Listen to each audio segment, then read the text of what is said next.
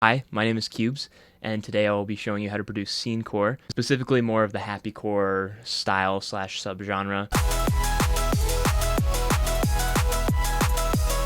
I'm going to be diving into mixing, mastering, arrangement, composition, so if you are not really into that more happy or upbeat style of scenecore, the same rules of mixing will apply to literally every genre, even outside of scenecore. So let's just jump right in. All right. So with this song, I started with drums. So I'll go ahead and start there.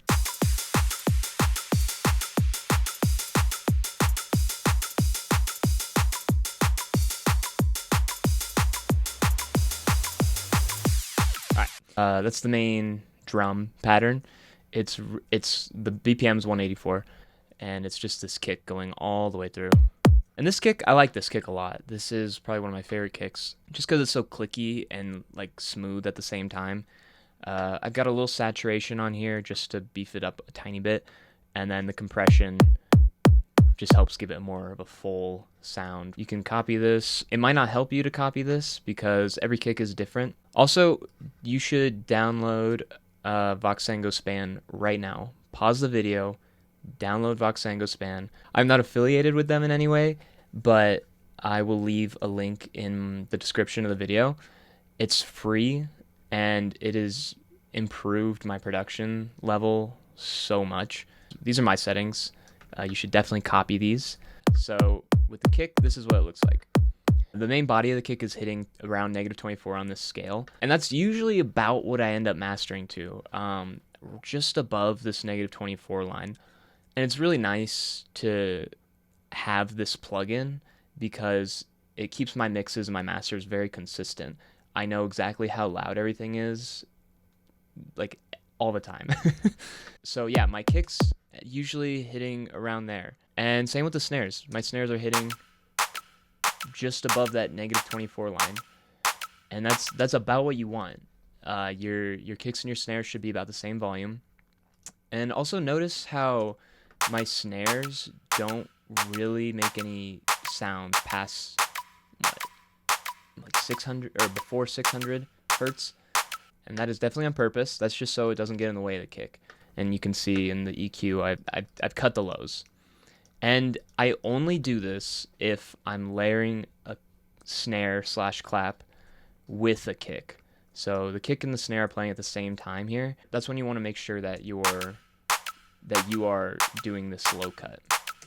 Otherwise, you're going to get clashing frequencies and it's going to sound pretty muddy. And then the hi-hat loop, I mean, it is what it is. I just used a loop, a cashmere loop, and it sounded really nice, so I just kept it. Like, use loops. Use them. Sometimes they sound really good. Let's see here. What else is in the drums? Yes.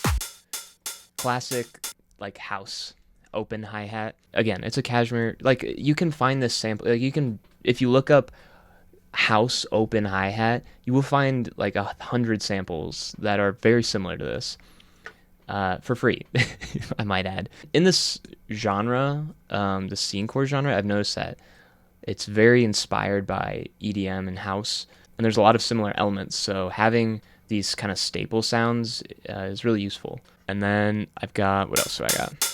Oh yeah, I've got the crashes here.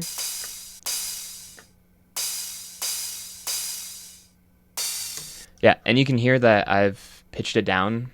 One of them is the normal one of them's pitched down by one semitone. I do this to add a little more dynamic range to the drum section. When it's all the same, it works, it's fine. But this adds just like another little layer to it. And I did the same thing with the snare, actually. With tonal snares, just make sure they're in key. That's another thing Voxengo is really good for. This right here, if you just put your mouse over it, it'll tell you what, right here, it'll tell you what note it is. And this one's playing an E, and that is the key word. We're in E major. What else do we have here? I think that's about it for the drums. I've got some effects here. I'm actually gonna move this guy up to get it out of the way. We got some sweeps here. Yeah. In EDM, when you add down sweeps and crashes and exhausts, whatever, drops hit so much harder. Holy shit, I didn't realize the song was this loud. I'm actually going to turn this down. It was clipping just a little too much. This is the mastering bit, and I'll get into this later, but I usually, when I master, I aim for about between like -5.5 and -6.5 for this kind of music. For other kinds of music, it's a little different, but for this kind of music, that's about where I can get it the loudest without sounding like shitty clipping. That's about it for the drums and the effects I've got. It's really just like, it's a fast house pattern. Pause here. Hold on, let me do this. Get this. This is it. This is literally it. So just copy this drum pattern. I copy drums all the time. If you're ever struggling with your drums, or like you feel like your track's empty, like compare it with any song. Reference tracks are very important, and it is very okay to steal drums. No one has rights to drum patterns. So just steal drums, and then like once you do that, you can add your own little flair to them, adding like the little secondary snare and like the pitch down crash. Like that was my own little flavor that I added. Yeah, what else here? So that's the drums. I guess I'll touch on this as well. Another thing you'll notice is that I have a kick track, and then I also have a sidechain track, which is muted. And the reason I do this is it's just so I can have my like sidechain here without needing the kick. Like that's what the kick sidechain is, but I get to play it. I get to have it without the kick. So it just offers a little more freedom. I don't always do this, but if I have a song like this where I want that feel, the sidechain feel, then I will do this. Another thing this is useful for is like reverse kicks without it affecting the sidechain if you want. I don't do it in this song because I didn't really feel like it needed it. Okay, so that's the drums. I will get into the bass now. So with the bass, we have 3 layers, which is like, I would say it's about average for me. Sometimes my basses are 1 layer. If it has everything, if it's got sub, if it's got mid-range, it's got nice highs. Like sometimes my bass will just be 1 layer.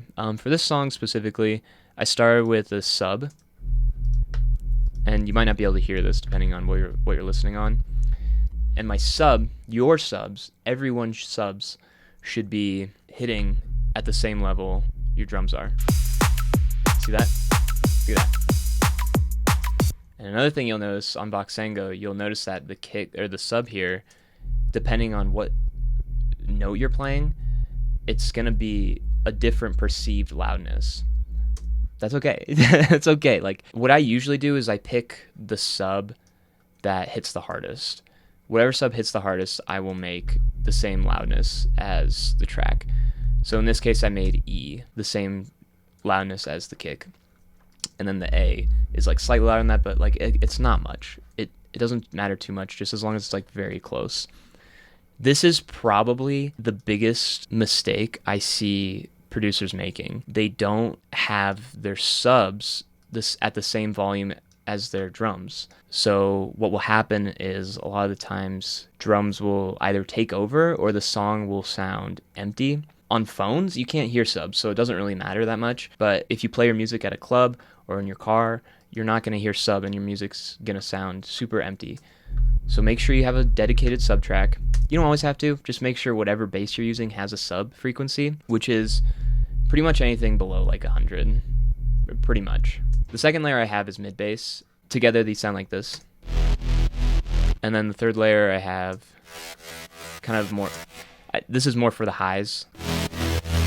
My mid bass, they're hitting like about -30. They're not hitting -24. And that is very much on purpose because your mixes can start to sound muddy if those things are too loud. And there are other parts of the song. There are like other parts of the song that will fill out that space. This mid bass is super important for having good chunky mixes. If you don't have a dedicated mid bass, usually your songs will sound empty or thin. So make a mid bass and make sure that you're cutting out the sub frequencies. And what I usually do is when I cut out the sub frequency, I add a second EQ, and that's just to make sure, because you see like there's a little bit of sub frequency still coming through, and I don't like that. This helps it take it out. This helps take it out all as much as possible. And where I cut is dependent on what note I'm playing. So E is the lowest sub note I have. So I will make a cut right at E, where it's just peaking. So then when it goes up to A, I am getting a little sub frequency, but that's okay. It's fine. If you wanted, I've done this before, You could have a separate track for your basses. You could have a track just for E, a track just for what's the other note I'm playing? G sharp, and then a track just for A. If you really want to fine tune your basses and make sure that no sub frequencies are getting through. I usually don't do that because sometimes I'll have a portamento on my basses and it only sounds the way I want it to when I have one MIDI track. So don't worry about it too much, but if you are having problems with it, like separating each note into a different track can be helpful. I mean, that's about it.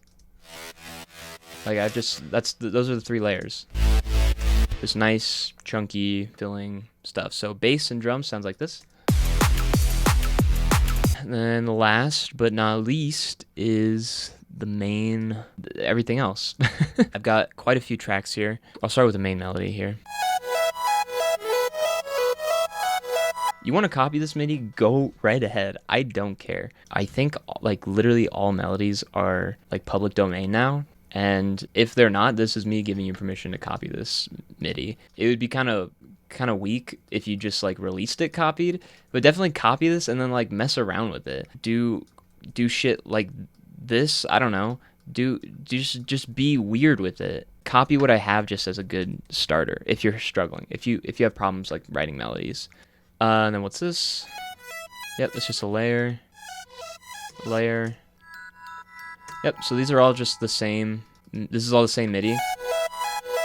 I'll usually have about 2 to 4, rarely 5. I'll have about 2 to 4 melody layers playing the same notes. It's to taste. Like, if you're like, oh, I wonder how a bell sounds with this. I wonder how, like, a more saw wave lead sounds over this. Just, like, add it and see how it sounds. And then I have this right here. And that is really important. The reason I do this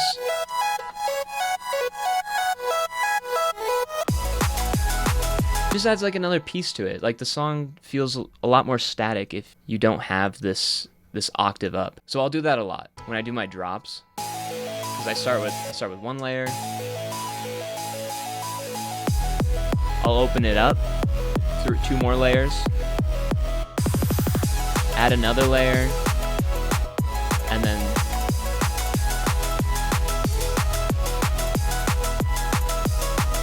it just adds so much dynamic range, and that's really important for arranging and keeping your beats interesting. The rule I like to follow is like changing something every 8 bars. You don't have to do that. There are a lot of songs that do not do that, but if you want to keep your music interesting and dynamic, I'm going to say that a lot, changing something every 8 bars is going to be the key to doing that. So I also have these chords here.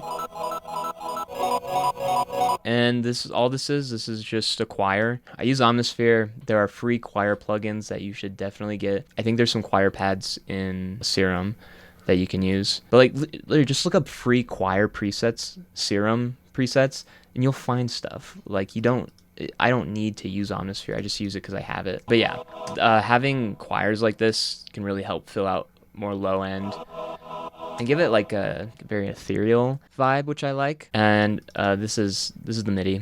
Copy it. Again, I do not care. Copy however you want. And then I have the same MIDI for this ARP here, which I think is just like a basic kind of, it might just be like a little square wave or something. Okay, yeah, I don't know what the fuck that is, but it's like, it's basically a square wave. It's like a smooth square wave. And then there's the ARP settings. Again, you better be low cutting everything. The only thing that should be leaking sub frequency is your sub, unless your sub is not playing. If your sub is not playing, then maybe you have some effects that have some sub coming through. That's fine. But if your sub's playing, those effects or whatever the fuck else you got going on, they better have that low cut, or I'm gonna fight you if you don't do that. What else? Then I got this. So this is just like a sustain. I think it's playing E. Yeah. So this is just a sustain. This can be a nice thing to add to your layering because it just helps fill out space. It's just arping octaves. And then what's this one? So this is a counter melody. This is the only counter melody I have in here. Counter melodies are very important. With counter melodies, here, I'll show you the MIDI real quick. This is the MIDI. Copy it. But what I do with counter melodies is I usually just play them out. I've got my MIDI keyboard right here, and like I just try shit. And if it sounds good, it sounds good. But your counter melodies should be pretty quiet. Like, they're not the main component of the song. They are just there to support and, again, fill out space. So yeah, altogether, this all sounds like this. I'll take out the bass so you can hear it.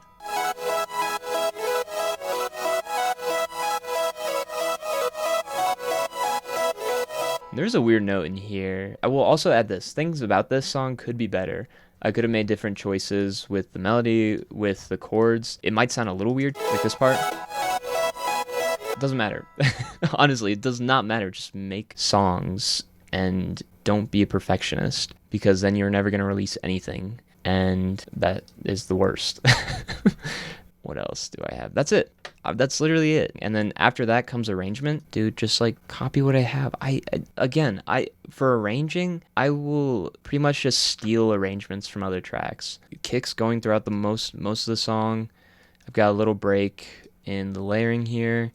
Got a break in the sub here. The melody's playing throughout the whole thing. Like, having the layers just gives it so much more range. I think that's about it. Genuinely, I think that's about it. These are all the effects. This is how I start it. I like to start my songs with impacts, and then like before like a build up, I'll do like another exhaust.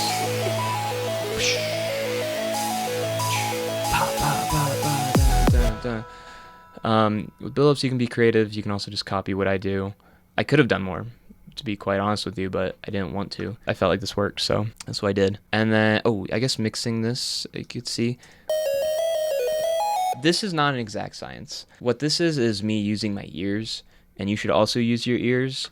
I don't rely on Voxengo here. I use it for drums and bass mostly. For melodies and like layering, I do that by ear, very much so. What ends up usually happening is I'll see something about like this. I'll have like the loudest parts of the melody will hit -12 sometimes, but usually like in this area between -12 and -18. That's about where I see my mixes. Don't do that. Like, use your ears for this. Like, look at other songs, see where they're hitting. What I found is like something similar, but it does help it stand out more. Same with vocals. I've found this is a loud track.